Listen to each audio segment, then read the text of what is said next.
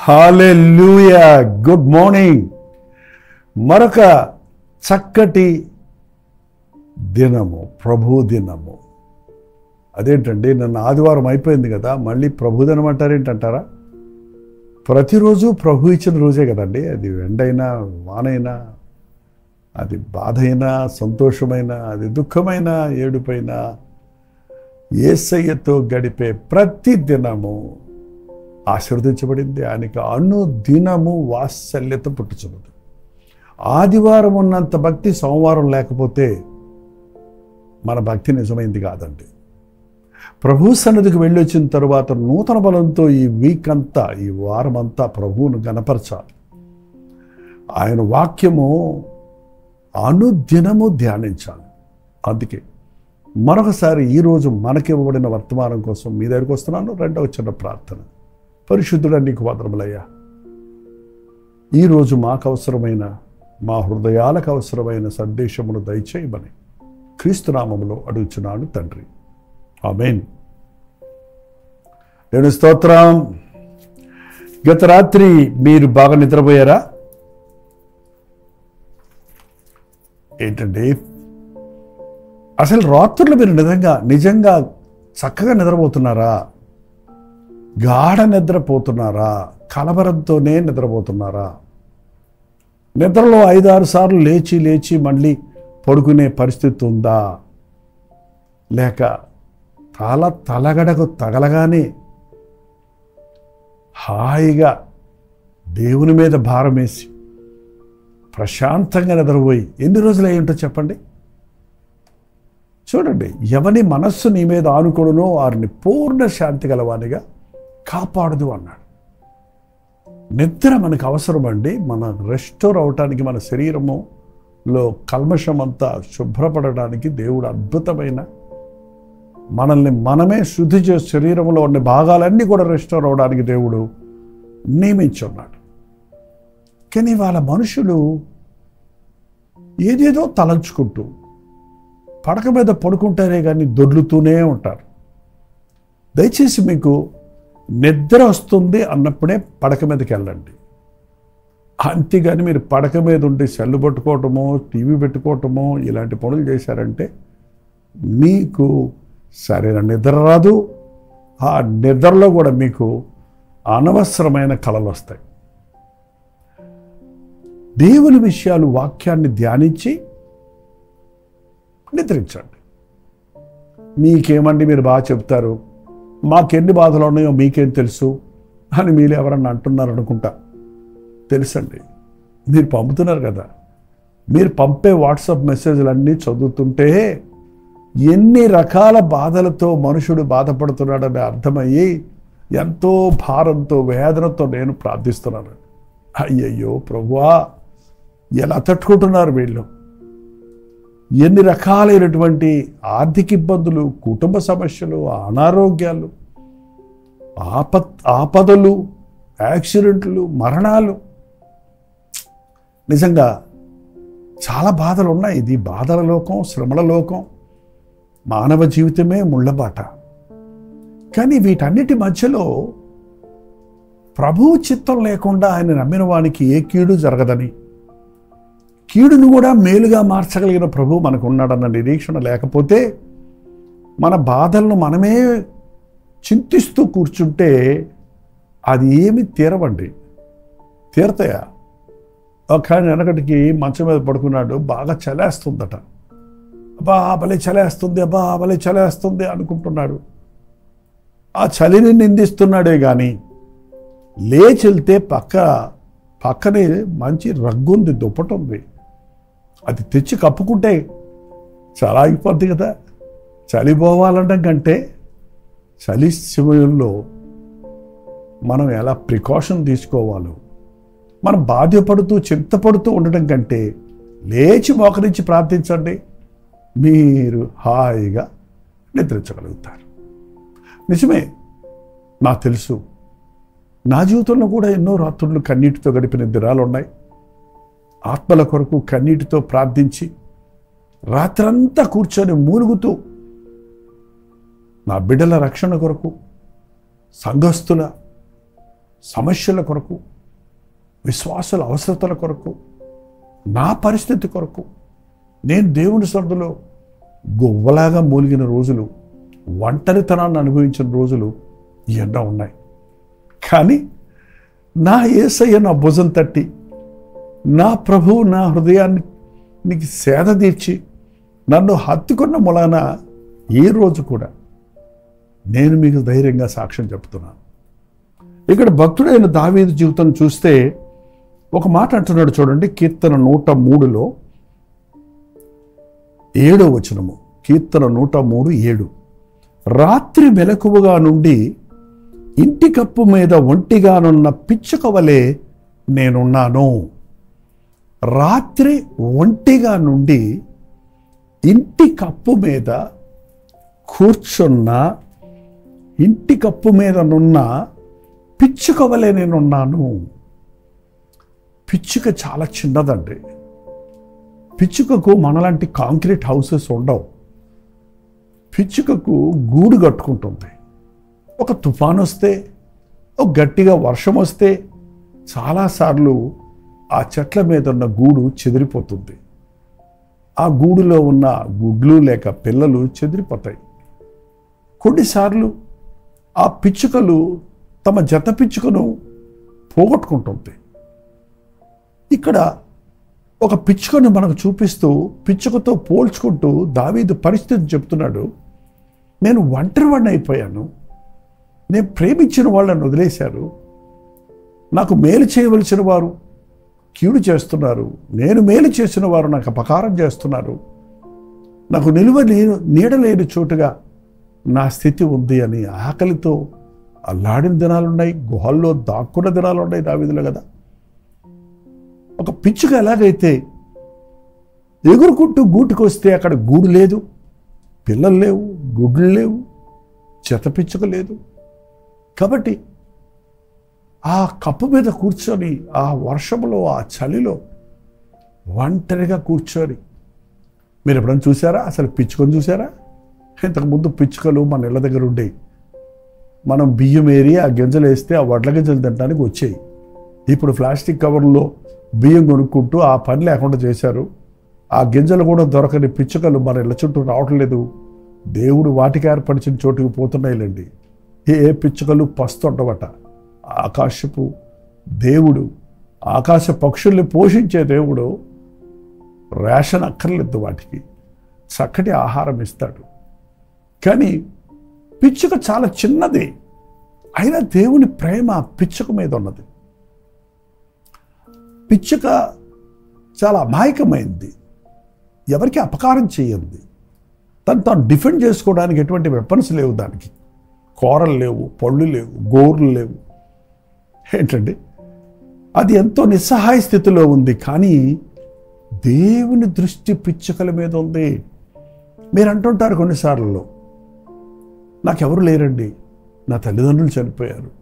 చాలామంది యవనస్తులు ఈ మధ్య చెప్తారు, మా నాన్న మా చిన్నప్పుడే చనిపోతే మా అమ్మ కష్టపడి మమ్మల్ని పెంచింది, మమ్మల్ని డిగ్రీ వరకు చదివించింది అన్నప్పుడు ఆ తల్లికి చేతులెత్తి మొక్కాలు అనిపిస్తుందండి. ఎంతమంది తల్లులు, అలాగే ఎంతమంది తండ్రులు భార్య చనిపోతే మళ్ళీ పెళ్లి చేసుకోకుండా బిడ్డల కొరకు త్యాగం చేస్తున్నారు. ఒకవేళ ఆ సమయంలో ఆ తల్లి లేక ఆ తండ్రి కూడా అనారోగ్యం పాలై మంచాన పెడితే ఆ బిడ్డల గతి ఏంటి? ఎటుపోయినా దారి లేని పరిస్థితుల్లో ఇవాళ ఎందరో అపాయం మీద అపాయం తగులుకొని దుఃఖం వెంబడి దుఃఖం కలిగి కృంగిపోతూ ఉన్నారు. మీతోనే దేవుడు మాట్లాడుతున్నాడు. నేనున్నాను. గూడు పోయిందేమో, కూడా ఉన్నవారు పోయారేమో, నేనున్నాను. కీర్తన 84లో ప్రభు అన్నాడు 3వ వచనంలో, నీ బలిపీఠం యొద్ద పిచ్చుకకు నివాస స్థలము దొరికెను. ఎక్కడికి వెళ్ళొచ్చు మనం? నీ ఇల్లు లేదు, నీ వాకిల్ లేదు, నీకు నానే వాళ్ళు లేరు, నిన్నెవరు పట్టించుకోవటం లేదు, ఉన్నారు, అందరూ ఉన్నారు, ఎవరు నిన్ను ప్రేమిస్తలేదు, ఎవరు నిన్ను చూడటం లేదు అని దిగులు పడుతూ ఏడుస్తూ కూర్చోవటం వల్ల ప్రయోజనం లేదు. నీకు ఆశ్రయం ఇచ్చే ప్రభు ఉన్నాడు. ఆయన బలిపీఠం దగ్గర పిచ్చుకలకు కూడా, నువ్వెంత సామాన్యుడివైనా, సాధారణమైన వ్యక్తివైనా, నువ్వు ఎవరికి గుర్తింపలేని పరిస్థితుల్లో ఉన్న వ్యక్తివైనా, నిన్ను ఆయన ఎంతగానో ప్రేమిస్తున్నాడు. నీకు ఏ కీడు ఆయన చిత్తం లేకుండా జరగదని నీవు నమ్మితే నువ్వు దీవించబడతావు. ప్రభు చెప్పాడు, మత్తయి సువార్తలో యేసు ప్రభు చెప్పాడు చూడండి, 2 పిచ్చుకలు 11వ అధ్యాయము 29వ వచనం. మత్తయి సువార్త 11:29. 2 పిచ్చుకలు కాసుకు అమ్మబడును కదా, ఒక కాసుకు 2 పిచ్చుకలు అమ్మబడును కదా, అయినను మీ తండ్రి సెలవు లేక వాటిలో ఒక్కటైనను నేలను పడదు. అంత చవక పిచ్చుకలు, ఒక కాసుకు 2 పిచ్చుకలు, అంటే ఒక కానికి ఒక 10 పైసలకు 2 పిచ్చుకలు అమ్మబడే అంత తక్కువ అమౌంట్ ఆ రోజుల్లో. అయినప్పటికీ అంత చిన్న పిచ్చుక మీద కూడా ఆయన దృష్టి ఉంచాడు కనుక తండ్రి సెలవు లేకుండా వాటిలో ఒక్కటైనా కింద పడదు.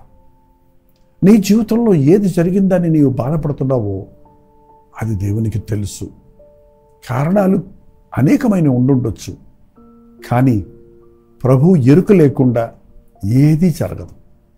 నీకేది జరిగినా అది నీకు మేలుగా మార్చటానికి ప్రభు ఆశపడుతూనే ఉన్నాడు.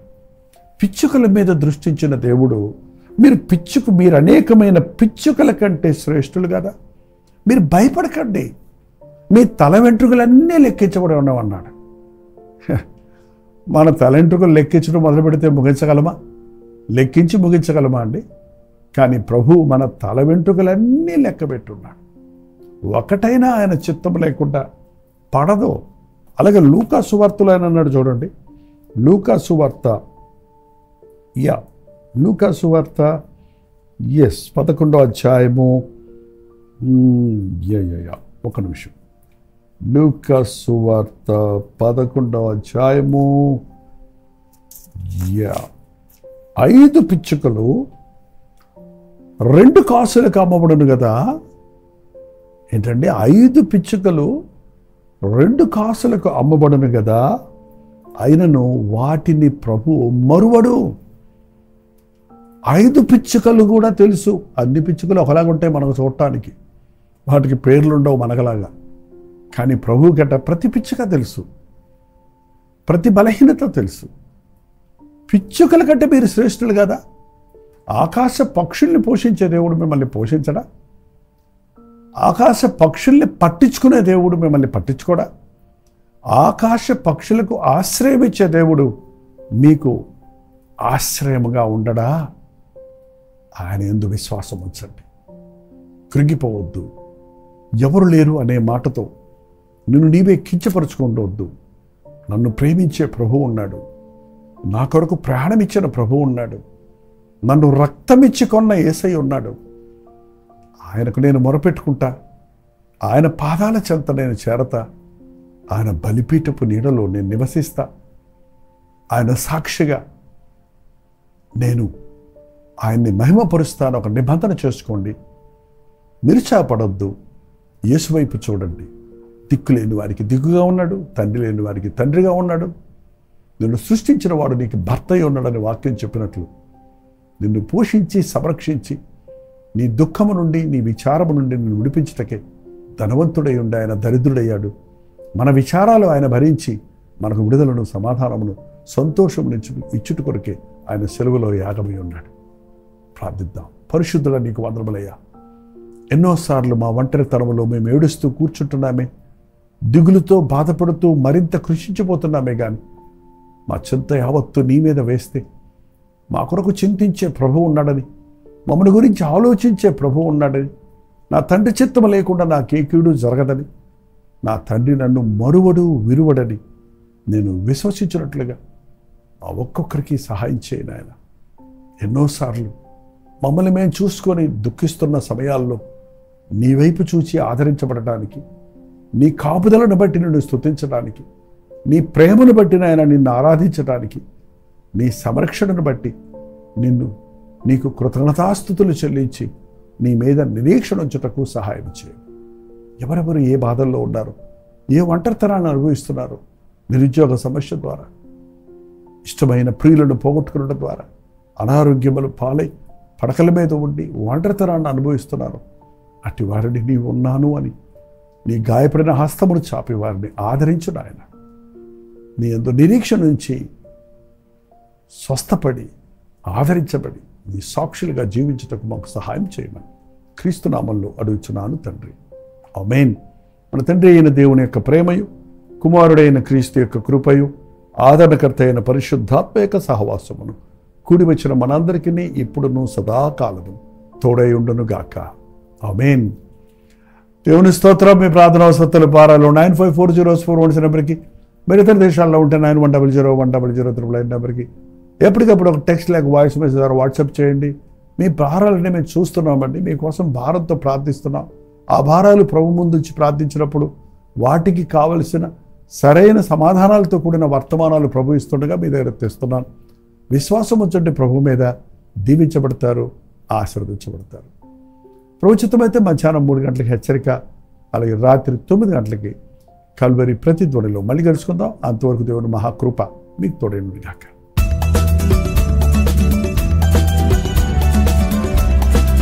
ఒక ముఖ్యమైన విషయం, ఈ జూలై 15కి నేను దేవుని సేవకు వచ్చి 1971 జూలై 15th వచ్చాను. కరెక్ట్గా 54 సంవత్సరాలు అవుతుంది. దేవుడు నన్ను పిలిచాడు, నన్ను అభిషేకించాడు, నన్ను వాడుకుంటున్నాడు. ఈ రోజున అనేక మంది యవనస్తులు వారి టీనేజ్లోనే, వారి యవన ప్రాయంలోనే దేవుని పిలుపును తెలుసుకోవాలి, ఆయన అభిషేకాన్ని పొందుకోవాలనే ఆశతో, సేవ పిలుపున్న వారి కోసం, సేవ చేయాలనే ఆశ కలిగిన వారి కోసం, సేవ చేస్తున్న వాళ్ళ కోసం ప్రత్యేకంగా ఈ మధ్యాహ్నం సెషన్ ఏర్పాటు చేస్తున్నాం.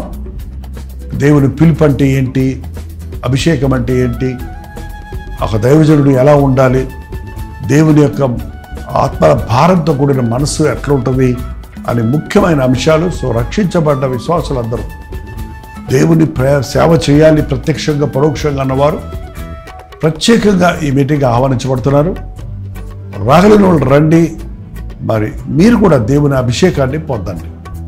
అలా ఈవినింగ్ సెక్షన్ అదే రోజు 15వ తారీఖు సాయంకాలం 6 గంటల నుంచి 10 గంటల వరకు అది ఒక గెట్ టుగెదర్గా ఉంటుంది.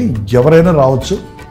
మరి గెట్ టుగెదర్ అయిన తర్వాత మీకు ఒప్పుకుంటే, అక్కడ మనకి పర్మిషన్స్ ఉంటే మిమ్మల్ని వ్యక్తిగతంగా చూడటానికి, మీకోసం ప్లాన్ చేయడానికి కూడా నేను సిద్ధంగా ఉంటాను. కాబట్టి విజయవాడ పరిసర ప్రాంతాల్లో ఉన్నవారు తప్పకుండా ఈ జూలై 15th మీరు గుర్తుపెట్టుకోండి.